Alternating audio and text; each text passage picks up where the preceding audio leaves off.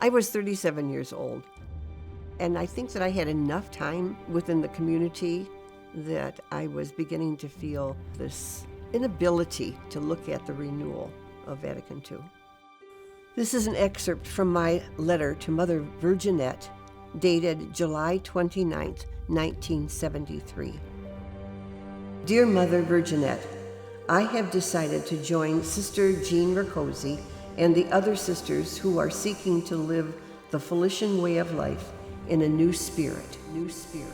New spirit. The community was so law-stricken. I mean, it was like laws were the most important thing. The hallmark of the Felician Sisters was obedience. You were expected to be obedient no matter what. I think that we began to question that.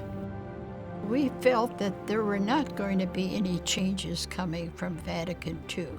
And as a result, many of us were disillusioned. I believe that a religious must have the freedom to be a real part of the decision-making regarding her life as a member of a religious congregation. This new venture I knew was going to be one of compassion, of love. I didn't have any reservations, and I was just anxious to do the things that Vatican II told us to do.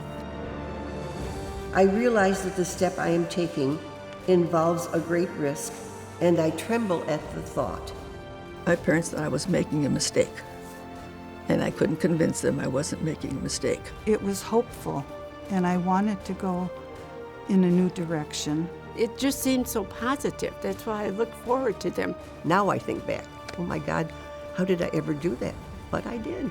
God is asking us to move on to a different way. And what that way was at the time wasn't always that open to us. Write the vision down. Inscribe it on tablets to be easily read. Since the vision is for its own time, only eager for its own fulfillment. It does not deceive. If it comes slowly, wait, for come it will without fail.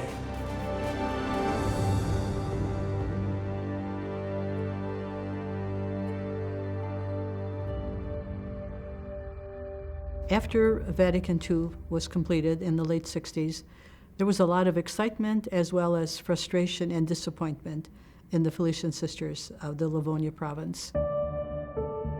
The sisters began to meet in committees to write proposals, to make suggestions, to update, and to live a life with a little more freedom and involvement in the church and with the laity.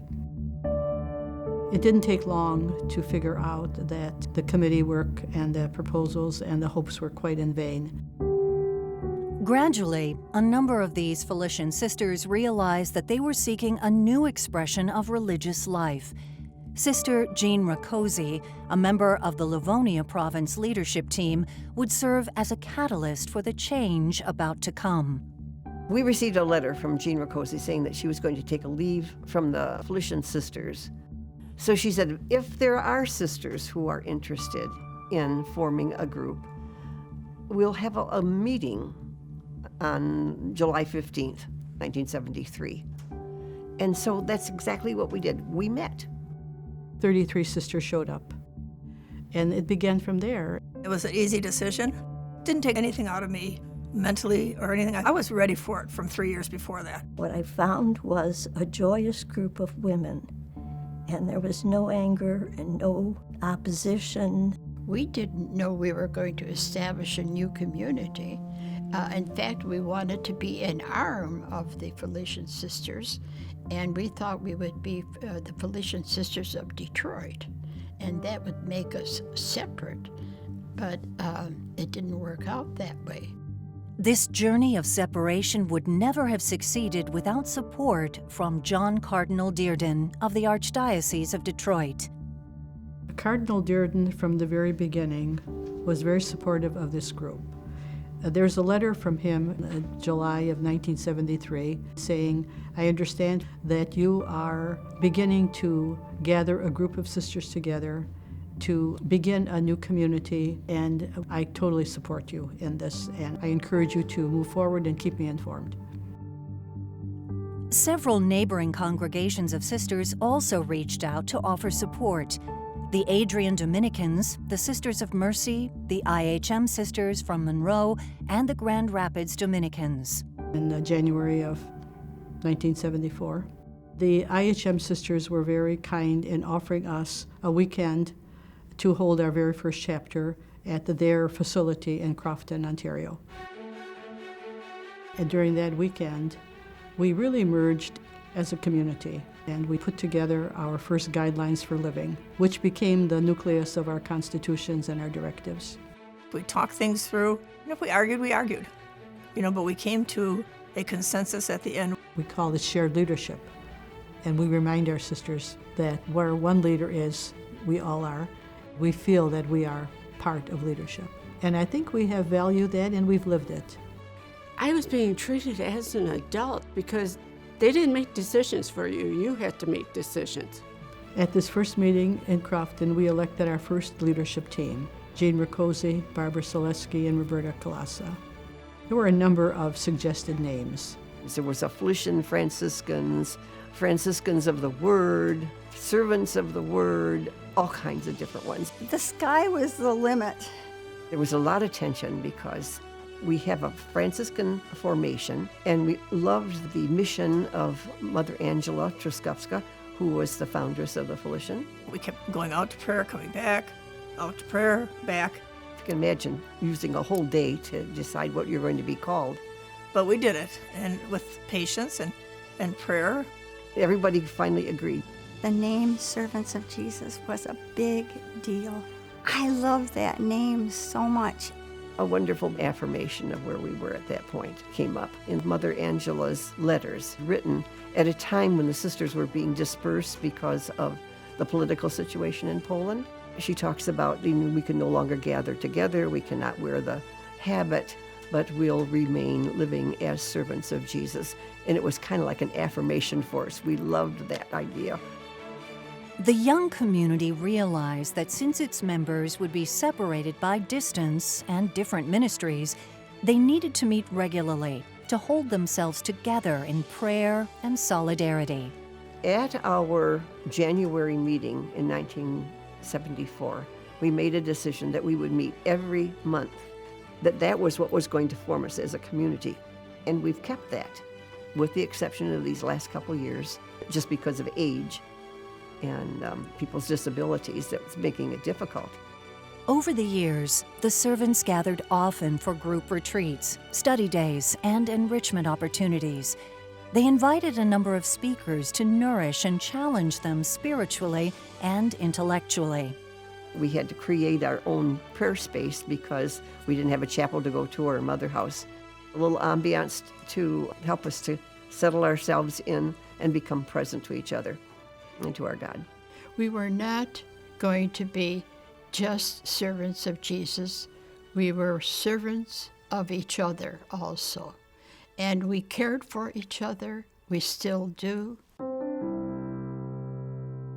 After being the official leader of the Servants of Jesus for 2 years, Jean Rakoczy informed us that she had a terminal illness and that because of our lack of health facilities and financial status, the medical bills would be quite high, and she felt that she could not impose this on this young community. She therefore chose to withdraw from us. It was not only her medical condition. She finally was suffering the injustice and the anguish that had been part of her life. Her experience in dealing with the leadership of the Felician Sisters was very, very difficult for her. She felt so hurt over that. After a couple of years, some medical treatments really relieved Jean's physical ailment and strengthened her. She's remained a good friend of ours and a supporter of the servants all these years. And She worked hard in social justice issues until her retirement. Always stayed in contact with us in some way.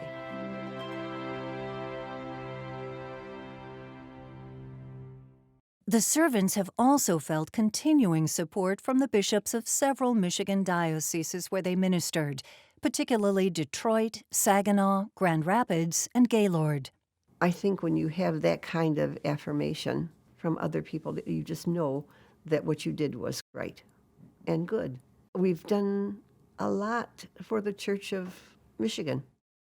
We appreciated the gift that we got from Father Bodan Kosicki, the statue of the flight into Egypt. This sculpture beautifully depicted 4 images of servanthood. Joseph, obedient and courageous, forgetting himself to do what God asked. Mary, saying yes to a great mystery with the words, "I am the handmaid of the Lord." Jesus, now a helpless baby, but one who would later say, "I am among you as one who serves." And even the donkey, following Joseph, humbly carrying Mary and Jesus. This sculpture has always reminded the servants of Jesus of their own flight and their long journey. To this community, as the servants of Jesus, by sharing in his mission. Amen.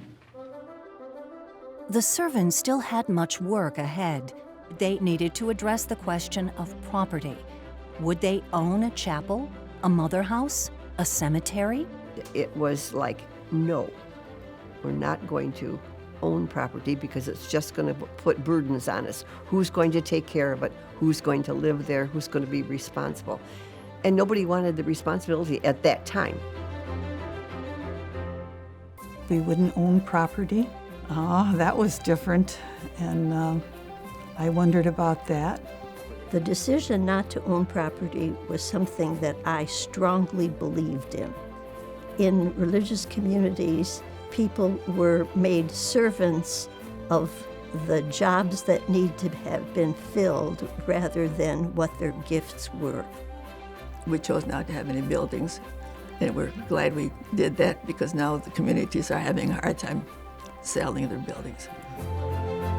After a year of study, reflection, and writing, the servants made an official legal and financial separation from the Felicians and became a diocesan institute under the Archbishop of Detroit. In July of 1974, we received an official notice from the Congregation of Religious Life in Rome that we were approved as an experimentum group for 3 years, and this would begin officially on August 6, 1974. We have always considered August 6th, the Feast of the Transfiguration, as our founding day. When I left the Felicians, there was a feeling of freedom, like I can do anything in the world. That might sound pie in the sky, but to follow where you felt God was calling you and do it with the most freedom you've ever felt in your life. One of the sisters and I celebrated our Silver Jubilee as servants immediately, 2 months later. So that was our first celebration. The Felicians said that no more Felician sisters could join us in this period when we were forming.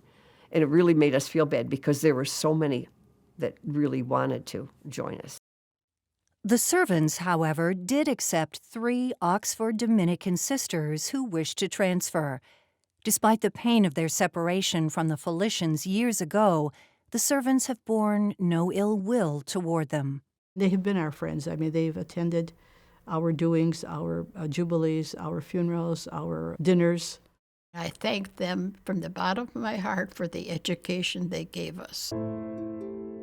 The separation agreement, however, left the servants with literally no money until they began ministry at new parishes and schools. I'm from Bay City, and so I moved in with my parents, and my brother-in-law, Jim Hogan, was the personnel manager at the Bay City plant.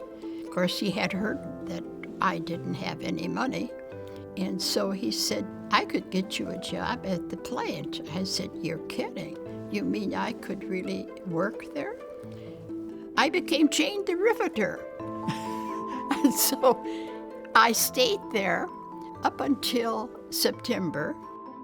I did wear the habit because I lived with my parents and I had no other clothes. We had a lot of different remarks made about me because I was a nun. The men said to each other, "Watch your language." I was able to go and pick strawberries on a farm and work manually, and I earned about $10 a day. It was very exhausting work. I enjoyed my stay there, and they paid me $10 an hour, and that was good money. So I was able to share it with our sisters. I had no money whatsoever. We liked cream in our coffee, and there was no cream because the house had been closed. So we were laughing about the fact that we didn't have anything, what we were going to do. And in the midst of this, Father Taylor called and said, "I bet you girls don't have any money." And he offered to advance us in our first month's salary. We found ourselves short of beds. Sister Liz Osdig ordered as many beds as we needed, and the sales manager said, "Well, how are you going to pay for this, sister? With cash?" "I have no cash." "Are you going to pay with a check?" "I don't have a bank account." "Are you going to pay with a credit card?" "I don't have a credit card." Sister Liz then explained to him that we were professional teachers and that if he could trust us, we would be able to pay it once we started teaching in autumn. He agreed to it. Sister Liz then called Sister Jean Mercosi, our foundress, and said that we would be receiving the beds, but we weren't able to pay for them. And so Jean sponsored a shower and invited all our families, friends, anyone we knew that would come and contribute to that. And eventually, we did pay the bill.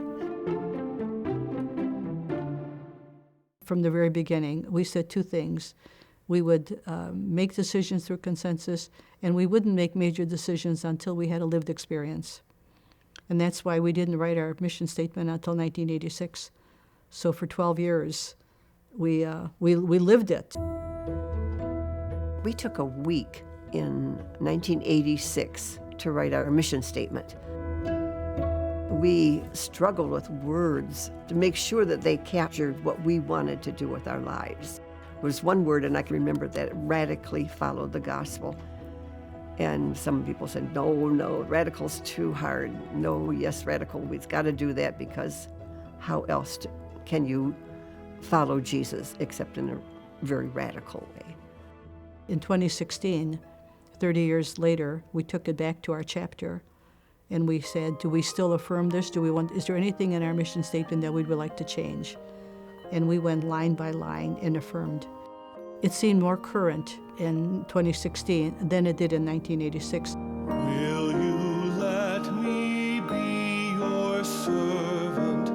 Let me be as Christ to you. We, servants of Jesus, are called together by the Spirit of God in response to the Second Vatican Council. We freely choose to live the gospel radically as vowed women. We are pilgrims on a journey. In following Jesus, the servant of God, we risk security to be obedient to the Spirit. We participate in the liberating mission of Jesus by being compassionate servants to the oppressed, enabling them to claim the freedom Jesus came to bring. We are strengthened and challenged by our giftedness to be with others in their deepest need and to enable the people of God to use their gifts in service. We call each other to conversion of life and to be women of hope so that we may proclaim and celebrate the resurrection. As a support and commitment to that mission statement, the servants created a sharing fund, not only for their own professional studies, but to assist others in need. We didn't have corporate ministry, so people were not appointed to any place. But we were encouraged by our leadership and one another to look at what was our gift to the church. You were encouraged then to go and get the preparation for that profession. We invested the money. We also distributed quite a bit of money to the poor. We had scholarships for children who were going to Catholic schools and couldn't pay the tuition. We also gave money to charity because we thought that was our responsibility. Over the years, the servants have ministered in significant leadership roles.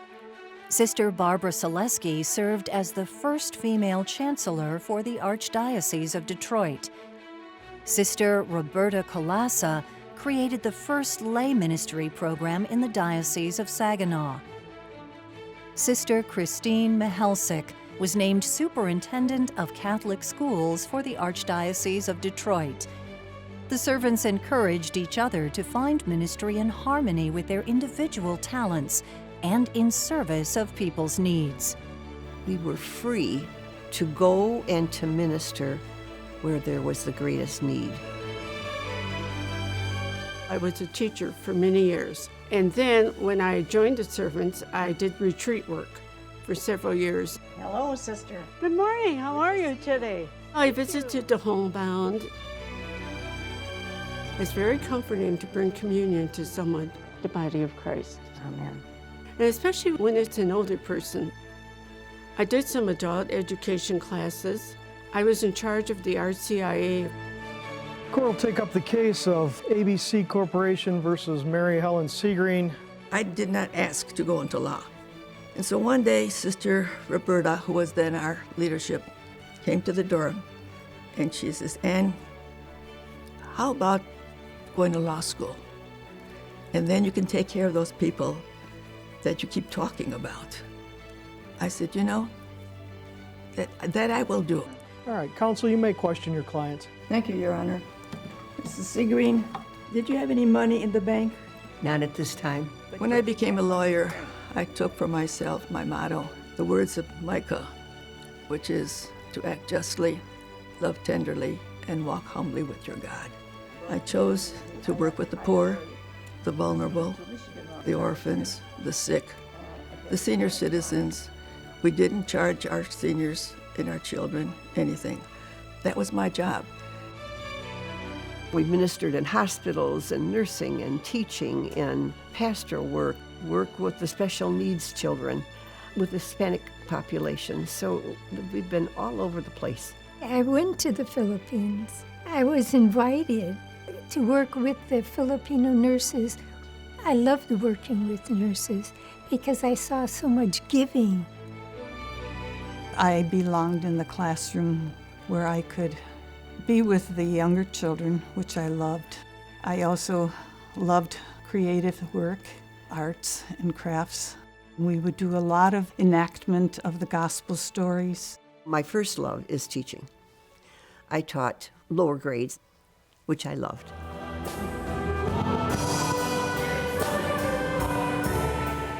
I've always been in music for the last 50-some years, in one form or another. I play guitar, number one. I lead the music group.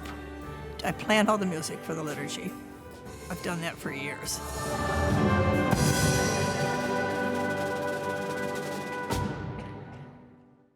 I was invited to take the position of field education director at St. John's Provincial Seminary, one of the most enjoyable ministries of my lifetime. The ability to influence the seminarians in terms of working and doing their internships. My whole ministerial life was in education. I loved being a teacher, and I taught at all levels, from junior high through college. And then I was principal for almost 30 years. I was very active in social justice, and so I was able to attend many such events like the resistance to nuclear arms. I went to El Salvador to stand with the women of El Salvador against the loss of their children in the middle of the night. In 1999, their 25th anniversary year, the servants created an associates program, inviting lay people to join with them in community, prayer, and outreach. For the last 17 years, I've been connected as an associate, and I've never regretted it. Be still and know that I am God. We have been included in the meetings of the sisters, in their celebrations, in their prayer, reflections, study days, retreats. Their prayer services are so beautiful. They really bring a stronger connection between God, us, and all of creation. We are intimately connected with the servants. We call ourselves servants of Jesus.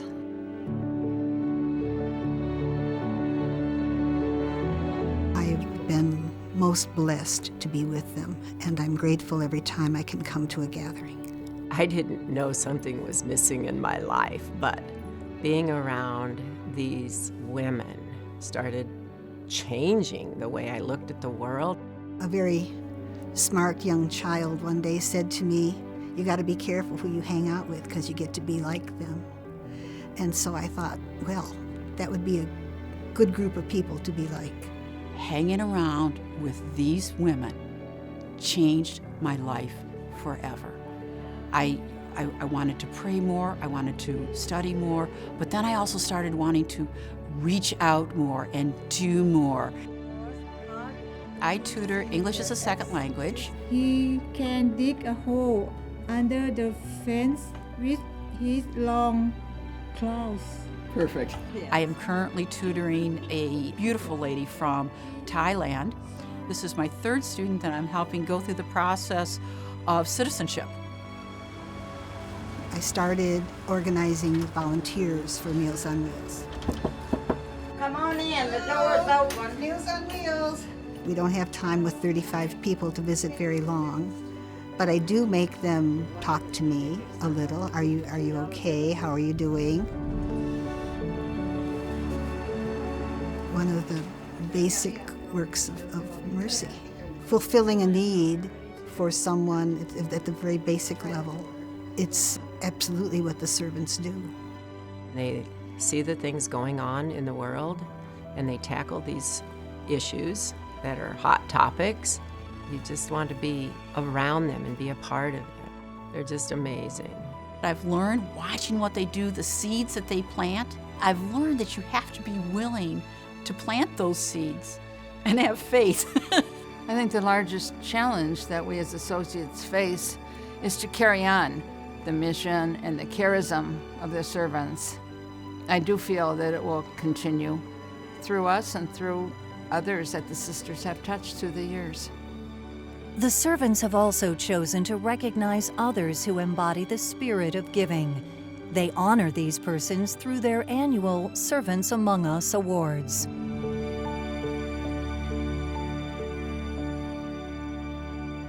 In 2018, after consultation with Archbishop Alan Vigneron of Detroit, the Servants of Jesus made a significant decision about their own future.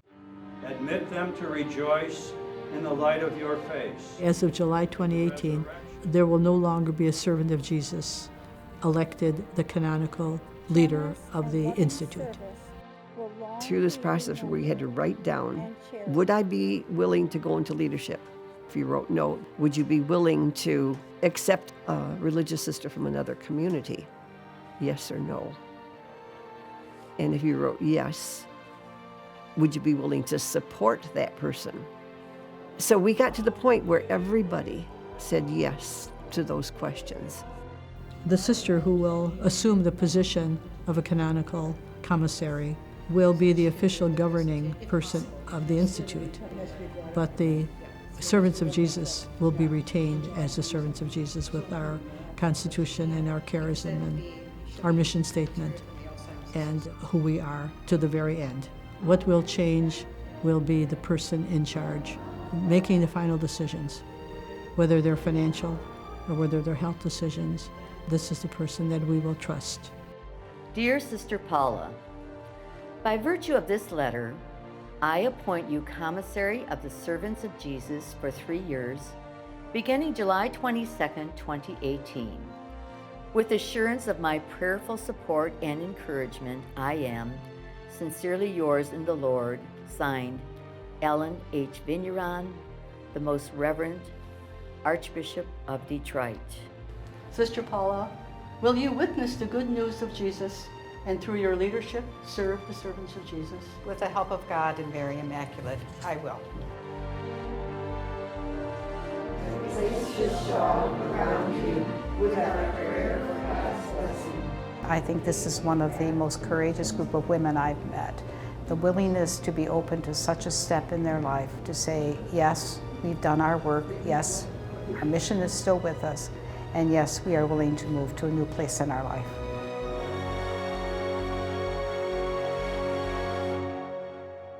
I never regretted the choice I made. It just seemed like a natural progression. I didn't plan this, but it all worked out.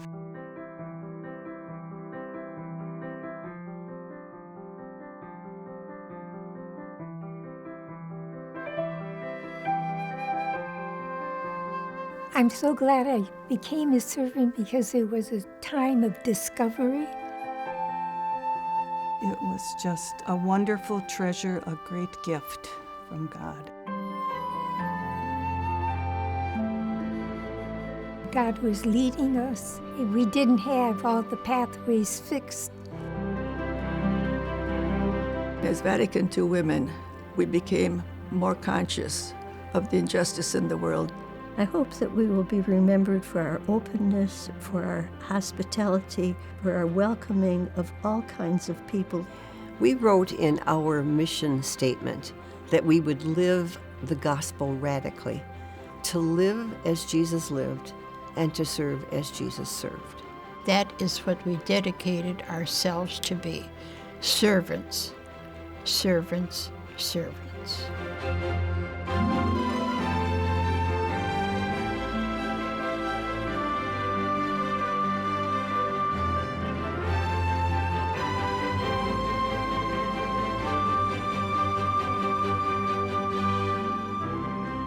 Our journey together has been gifted with blessings far more numerous and profound than we could ever have imagined 45 years ago. We have cherished community life, prayerful connections, celebrations of life, and passing into eternity. We believe that our vision will be completely fulfilled in its own time, but it will surely come. And thus we write it down. And as we wait, we continue to live our cherished mantra, to live as Jesus lived and serve as Jesus served.